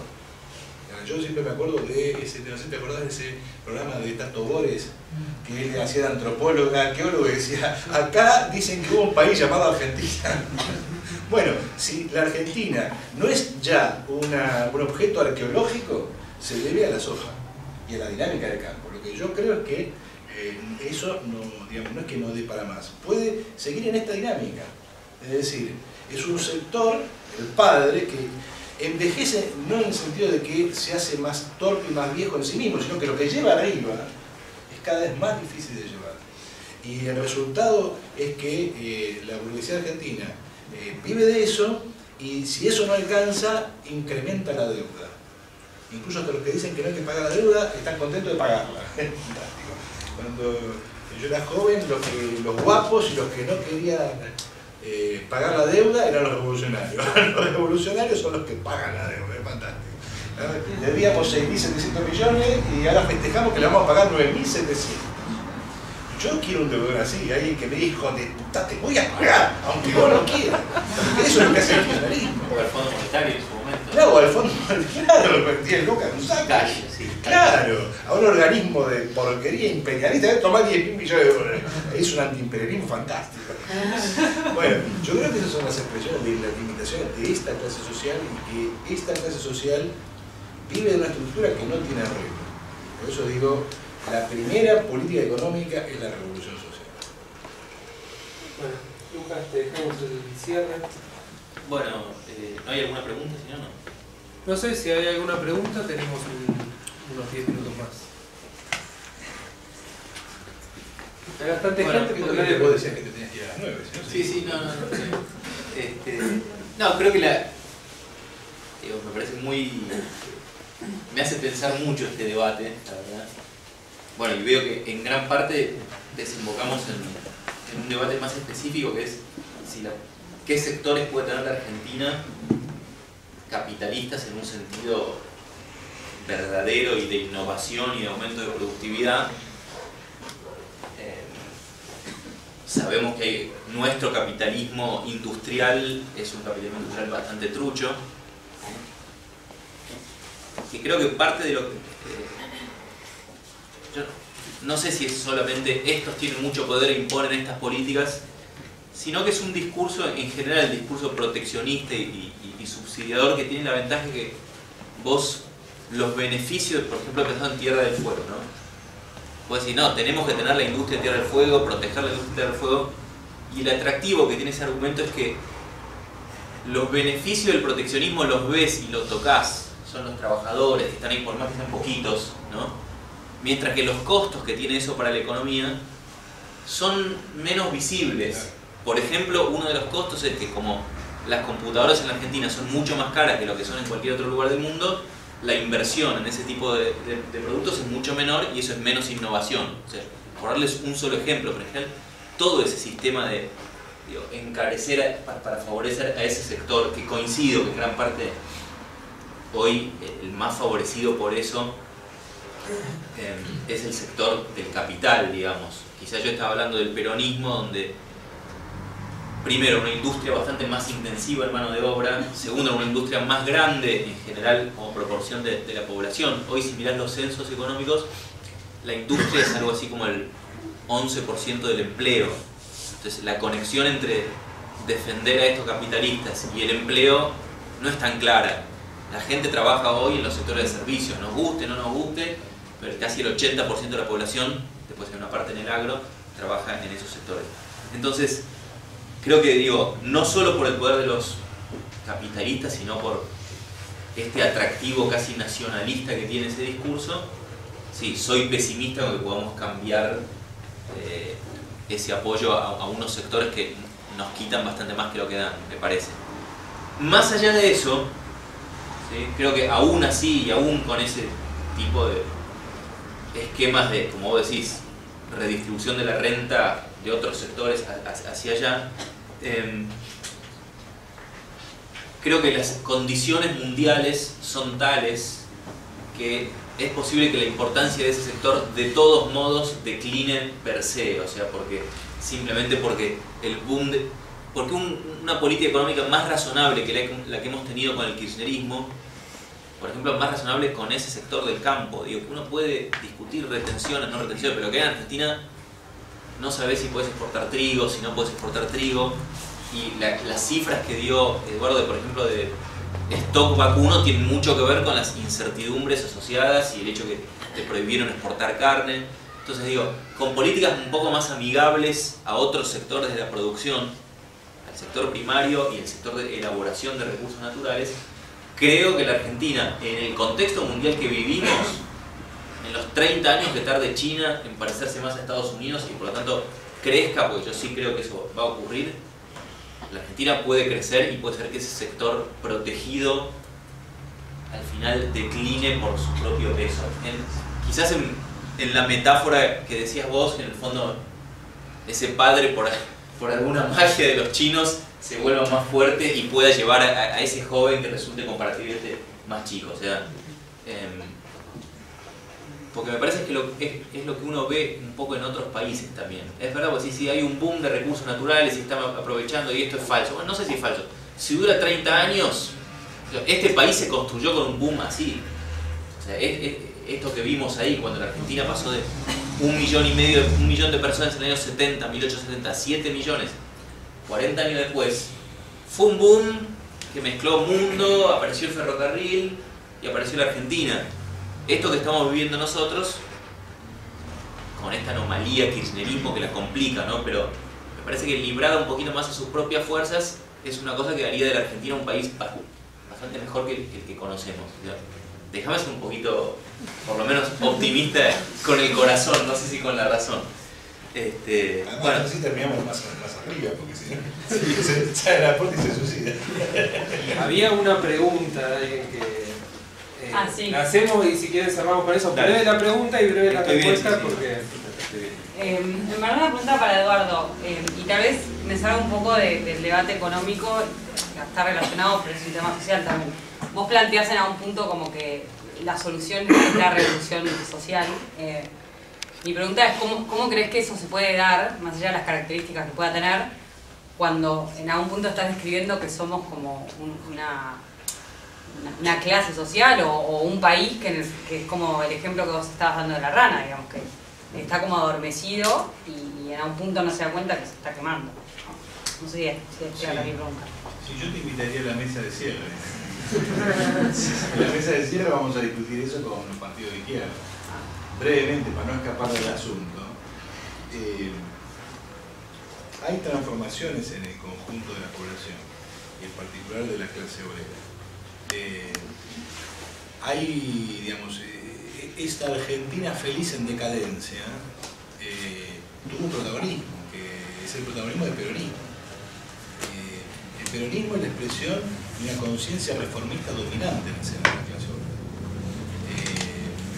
Si bien esa conciencia tuvo su crisis en la década del 70 y dio lugar a otras cosas, y por eso mucha gente de izquierda añora los 70, por lo menos por esta idea de obreros que buscan algo más que mejorar sus condiciones de existencia en el capital, ¿sí? Lo cierto es que buena parte de la población argentina, yo te diría que un 30 y no sé si un poco más, está en condiciones de existencia tales que su propia reproducción vital depende de transformaciones sustantivas.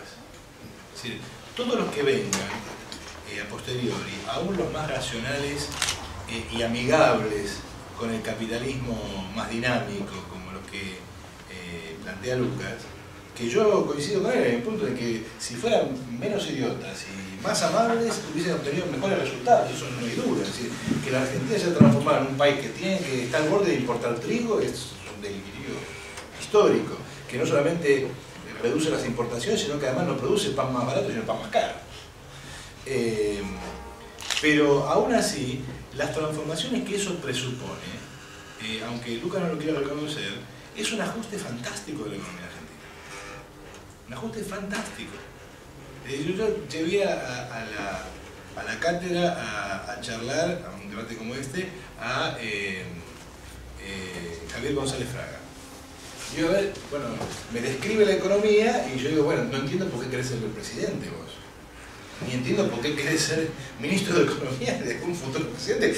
Te vas a agarrar no una brasa encendida, se te va a caer el infierno en las manos, según lo que vos mismo estás describiendo. Entonces dice, no, acá la solución es sencilla.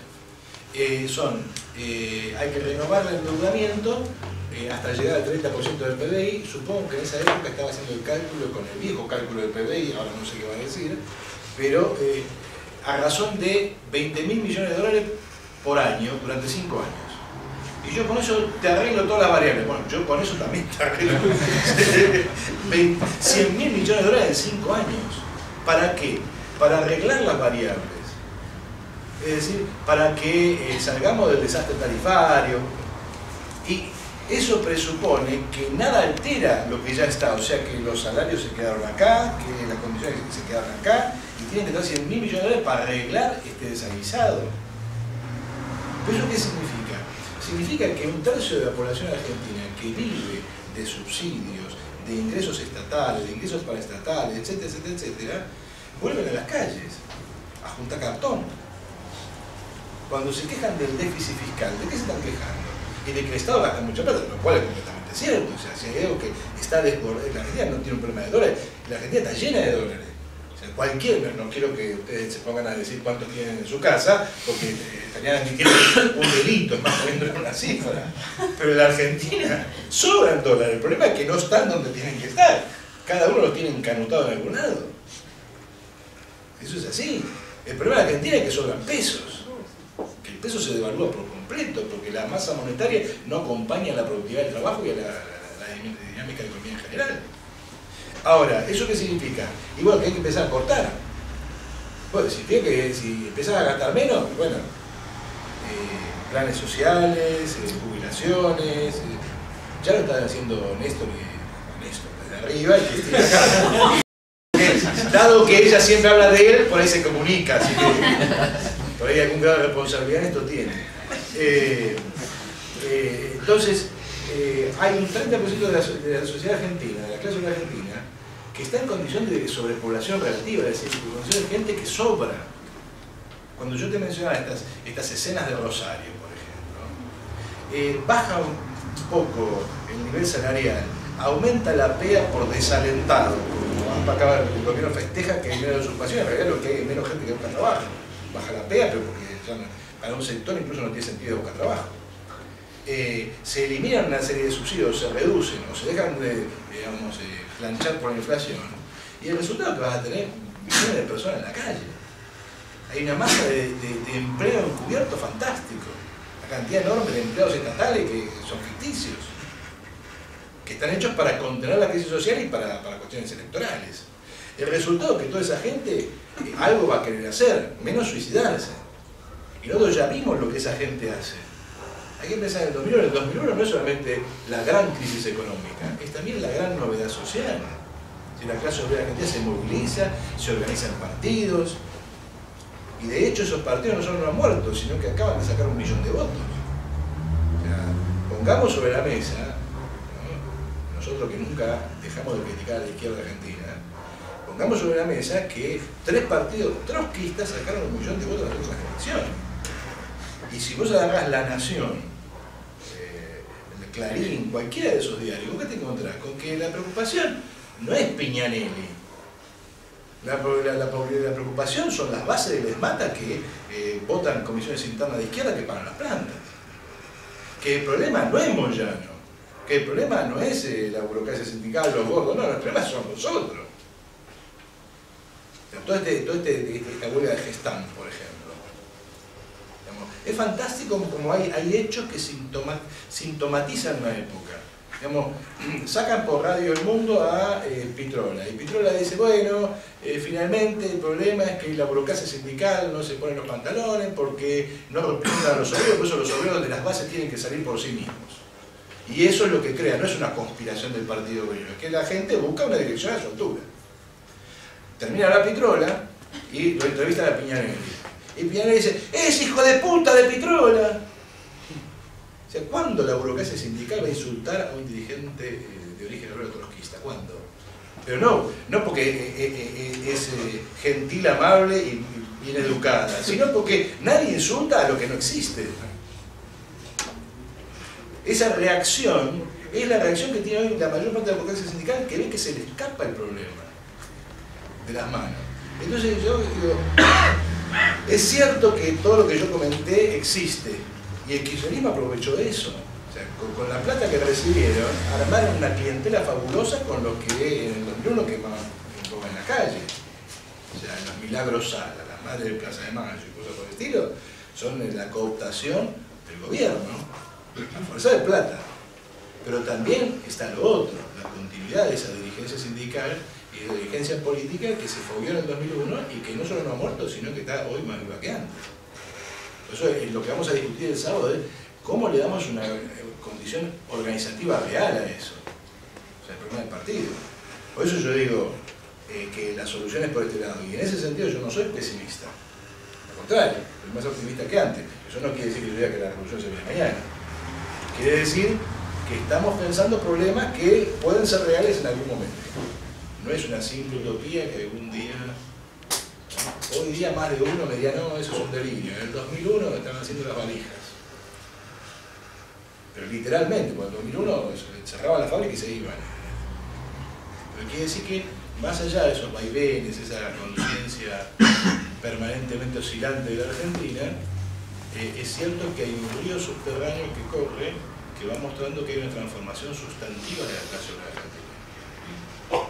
Tiene que ver con la eliminación del peronismo, con la aparición de otras formas de conciencia y con una oportunidad para otra experiencia política. En ese sentido soy muy optimista. No como decir que se viene a reunir mañana, hay pasado. Bueno, les agradecemos la participación. ¿Hay tiempo? ¿Quieres hacer una pregunta más o...? Dale. Porque me quedé con las ganas antes. No, porque vos también en la discusión equidad, crecimiento, en un momento ponías el ejemplo de, bueno, si expropiamos el 100% y lo repartimos entre todos, y a mí me parece que también, digo, es una discusión con cierta parte de la izquierda que dice eso, pero me parece que lo que estaba planteando Eduardo, me parece que sería interesante en la discusión sobre las perspectivas, que quede claro que nosotros no decimos eso. Si nosotros hablamos de socialismo, no decimos reforma agraria, ni decimos, no sé, crear pequeñas industrias. O sea, como planteó Eduardo, la problemática en cierto punto, digamos, coincide, lo que es diferente es la respuesta. Vos planteás, para salir frente a la productividad hay que estimular un sector industrial relacionado con el campo y que ello va a encadenar en un crecimiento. Nosotros lo que decimos es, si tenemos 10 plantas automotrices, hagamos una. O si tenemos 20, 10 en Brasil y 10 en Argentina, hagamos una entre Argentina y Brasil. Si tenemos una planta de acero en Argentina ineficiente y otra en Brasil, hagamos una sola planta que además abastezca el acero para estimularlo. Es decir, la preocupación por la productividad pone en cuestión a la propiedad privada del capital, porque lo ineficiente en términos de productividad son esos capitalistas. Es decir, la salida a la productividad para poder insertarse en el mercado mundial, vos planteás una alternativa que restringe a muy pocos sectores y acotados a la ligación al agro.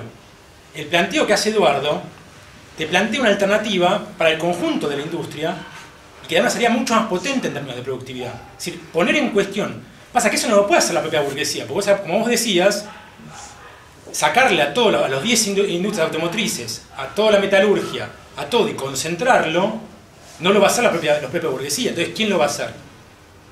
Lo tiene que hacer alguien que no tenga el interés en que eso se reproduzca. Y ahí desaparece el problema de quién puede hacer eso. Pero digo, la preocupación por avanzar en la productividad, me parece que tu solución es más utópica, porque está restringida a un solo sector y acotado que no puede sostener al resto. El planteo de Eduardo es más realista porque da cuenta del conjunto de la sociedad. Además, Juan me quiere pasar. Encontré un par de cosas. Primero, esta idea de que para ser rico hay que tener siderurgia. No, digo, podés no tenerla. Digamos, No, pero siempre los ejemplos son como de los grandes sectores industriales del siglo XX. El mejor país del mundo es California, donde producen películas. Es el país con más inmigración, porque todos los nórdicos dicen que progres hoy, o los franceses, pero ves inmigración en la población total y California tiene, creo que es 15% de su población inmigrante. Trabajadores agrarios son humanos. No. Solo los dejan entrar. Sí, está bien, bueno. Esos mismos no los dejan entrar a Noruega. No, está claro. Está bien. Y quiero decir, ese es un ejemplo donde... ¿Y qué producen? Producen el software que vos te comprás, ¿no? Ni siquiera el aparato. Digo, toda esta idea de que asociar lo moderno a los fierros es como desde hace 50 años. Entonces, la Argentina, no digo solamente agro, valor agregado al agro, servicios, o sea, hay muchos servicios que la Argentina puede exportar. Hay 1000 sectores y en la economía de mercado, digamos, con algún, si querés, subsidio, algún sector que consideres por algún motivo prioritario, también desaparecen los ineficientes. Es mucho más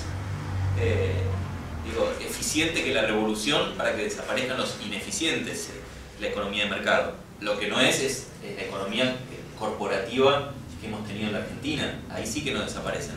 Pero si vos querés que no haya más de estos empresarios cuya fortuna se basa en cobrarle más a los pobres por productos de porquería, eso te lo resuelve la economía de mercado con alguna intervención. Y después me parece importante un punto sobre el tema Brasil, Argentina, Mercosur y estas ideas. El Mercosur se nos presenta como la supuesta oportunidad para nuestra industria, pero ya sé que no dicen Mercosur, no sé cómo es el esquema que estás pensando, pero me parece importante porque acá en Argentina hay una brasiliofilia exagerada. Ahora supongo que viene el mundial, no tanto, y queremos que pierdan, digo, pero vemos a Brasil como si fuera el gran cosa en la que hay que mirar, nuestro gran mercado. Brasil, en la situación actual del Mercosur, creo yo, se beneficia más del Mercosur que lo que se beneficia Argentina, porque Argentina es un país con unas ventajas mucho más marcadas en sus sectores de agro. Entonces, al estar abierto con Brasil, ¿qué es una unión aduanera como la que tenemos? No hay impuestos en comercio entre los países, pero sí hay impuestos hacia afuera. Entonces Argentina por ahí tiene que comprar cosas ineficientes de la industria brasileña en vez de comprar cosas alemanas o japonesas o chinas, porque tenemos una barrera hacia afuera, pero no con Brasil. Entonces Brasil tiene ventajas en el mercado argentino. Y no es que Argentina, entonces otros sectores ganan porque exportan a Brasil. Algunos, pero si uno compara, es más lo que ganan los industriales brasileños exportando al resto del Mercosur que lo que ganan los industriales argentinos exportando al Mercosur. ¿Y qué perdemos? Perdemos tener que pagar productos brasileños más caros.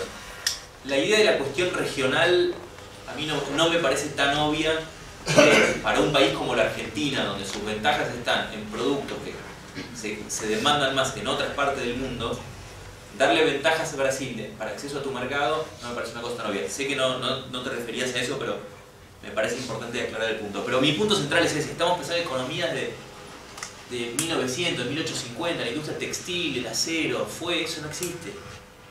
No es el boom. ¿Sí? China vive de eso. ¿Cómo? China vive de eso. China es un país pobre. Pero o sea, China es un país pobre que vive eso. Los países ricos... Es el país que vos pusiste de modelo. No, digo, es un país donde su productividad está creciendo. Digo, bueno. No, está bien, pero como quién quiero ser, ¿qué país me gusta? A mí no me gustan los países que exportan siderurgia. Me gustan los países que fabrican el iPad. Esos países están en decadencia. Estados Unidos está en decadencia. A mí la gente se va a Estados Unidos, ¿viste? Los cubanos se toman balsas, se arriesgan su vida. Sí, está bien. Pero... Los africanos se suben unas barcazas para ir a Europa. En Boca acaba de entrar un jugador africano que llegó de contrabando. Es decir, los africanos son capaces de venir hasta la Argentina. ¿Pero qué eligen? Bueno, eligen la Argentina. Yo prefiero los países donde se vive mejor. En Europa, si vamos a discutir eso, bueno, es otra discusión, pero se vive mejor en Europa Occidental, en Australia, en Nueva Zelanda, todas las Naciones Unidas dicen niveles de vida. Está bien, tenés un caso de Alemania de ciertas exportaciones de explotaciones industriales. Pero quiero decir, no es que hoy ser rico es hacer siderurgia. Pero es que eso es algo de... Eso no pasa por ahí. Yo lo que pasa es que, como queríamos, digamos, como vos habías dicho que tenías poco tiempo, no quiero ensalzarme la discusión y quiero dejar de cerrar, pero hay mucho para discutir. Invitamos a la cátedra del año que viene. Perdona, me metí por delante. Muchas gracias.